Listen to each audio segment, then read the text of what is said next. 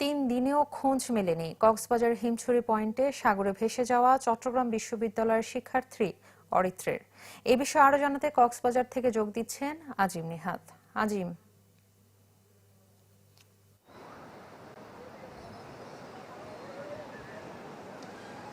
তারা মঙ্গলবার ভোরে মূলত হিমছড়ির একটি রিসোর্ট রয়েছে, সেই রিসোর্টের যে পয়েন্টটি রয়েছে সেখান থেকে তারা গোসল করতে নেমেছিলেন। পরে সেই যে নিখোঁজ হয়েছিলেন এরপর থেকে আমরা যেটি দেখেছিলাম যে প্রথম দিন শাবাবের মরদেহ উদ্ধার করা হয়েছিল, এরপরে আসিফের মরদেহ উদ্ধার করা হয়েছিল, কিন্তু এখনও পর্যন্ত অরিত্রর খোঁজ পাওয়া যায়নি। আমরা গতকাল রাত পর্যন্ত যেটি দেখেছি যে কোস্টগার্ড এবং লাইফগার্ড এবং অন্যান্য বীজকর্মী সহ ডুবুরি টিম যারা রয়েছে ফায়ার সার্ভিসের নেতৃত্বে, তারা সমুদ্র সৈকতের এমন কোনো পয়েন্ট নেই যেখানে খোঁজাখুঁজি করছেন। এবং গতকাল তারা সোনাদিয়া সহ বেশ কিছু জায়গায় গিয়েছিলেন, বিশেষ করে সমুদ্রের বিভিন্ন জায়গায় তারা ট্রলার নিয়ে যাচ্ছেন, জেটস্কি নিয়ে যাচ্ছেন, বিভিন্নভাবে তারা খোঁজাখুঁজির চেষ্টা করছেন, কিন্তু এখনও অরিত্রের খোঁজ পাওয়া যায়নি। যদিও গতকাল তার বাবার সাথে কথা হয়েছিল, তিনি যেটি বলছেন যে তারা আসলে পরীক্ষা শেষ করার পরপরই 5 বন্ধু মিলে তারা পরিবারেরও খুব একটা কিছু জানায়নি, হঠাৎ করে তারা কক্সবাজার চলে এসেছিলেন, এসে তারা এই দুর্ঘটনার মুখে পড়েন। এবং আমরা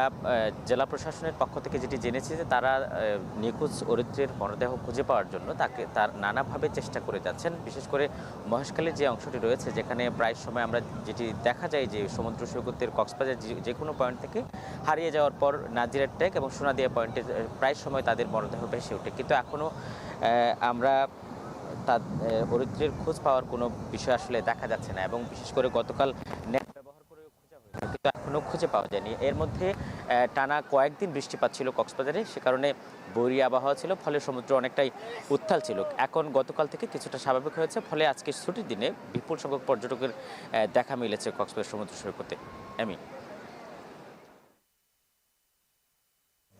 আজিম, আপনাকে ধন্যবাদ। দর্শক, কক্সবাজার থেকে সরাসরি যুক্ত ছিলেন সহকর্মী আজিম নিহাত।